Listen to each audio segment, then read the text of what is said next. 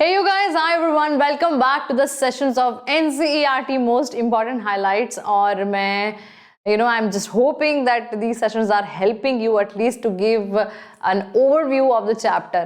हाँ, तो आज का हमारा टॉपिक है body fluids and circulation, which is a third chapter of human physiology. तो बॉडी फ्लूइड्स एंड सर्कुलेशन एक ऐसा चैप्टर है जैसे कि आपका डाइजेशन चैप्टर था, जिसमें से कि सारी ही चीजें बहुत इंपॉर्टेंट है. तो कोई भी ऐसी चीज मैं आपको नहीं बोल सकती कि आप इसमें से छोड़ जाइए, ठीक है? That would be a lie. First of all, still I had tried to take out the topics hierarchy wise कि कैसे आपको जो है टॉपिक्स पढ़ने चाहिए, किस हायरार्की में. सबसे पहला है बेटा आपका ABO ब्लड ग्रुपिंग. मैंने ब्लड सेल्स के बारे में नहीं बताया बिकॉज हम एनिमल जब structural organisation in animal tissues हम लोग कर रहे थे, मैं ऑलरेडी इसके बारे में बात कर चुकी हूँ, ठीक है.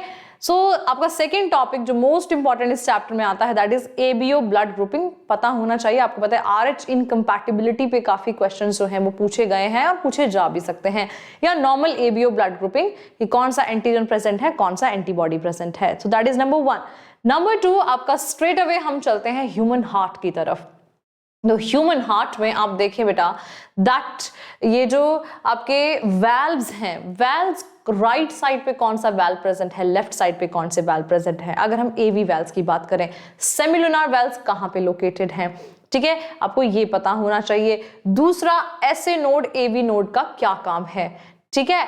तीसरा फ्लो ऑफ ब्लड क्या है, कैसे ब्लड कहाँ से आता है और कहां से हार्ट में जो है वो फ्लो करके निकलता है. तो ये फ्लो ऑफ ब्लड आपको मैंने बहुत बार फ्लो चार्ट्स दिए हैं, तो आपको पता होना चाहिए कौन सा वेना कावा से आएगा और कैसे पल्मोनरी वेन से हार्ट में वापस आएगा. Like that, like the double circulation है ना. दूसरा फ्लो ऑफ ब्लड के बाद में आता है कार्डियक साइकिल. कार्डियक साइकिल एक ऐसा टॉपिक है जो आप आराम से बैठ के इत्मीनान से पढ़ोगे, आपको तभी समझ में आएगा. है बहुत आसान है, लेकिन इस पे काफी ज्यादा क्वेश्चंस जो हैं वो बनते हैं बिकॉज आपकी हार्ट साउंड्स जो हैं वो कार्डियक साइकिल पे ही बेस्ड है.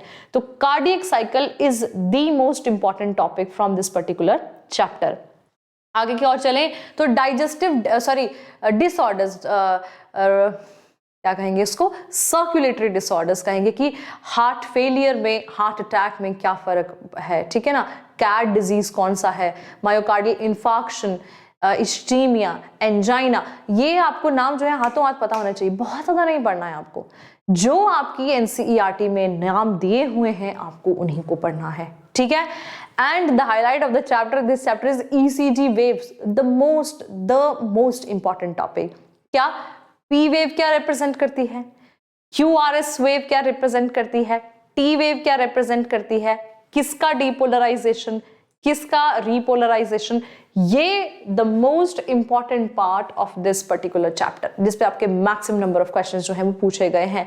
So this is an overview guys. और आप देख सकते हो, मैं साइड में हट जाती हूँ पीछे, तो एक मैंने आपको थोड़ा सा बता दिया है, but still I would like to quote once again in the last that this particular chapter overall is very important. So यहाँ से एक दो टॉपिक निकाल के देना was a very difficult task, but still okay.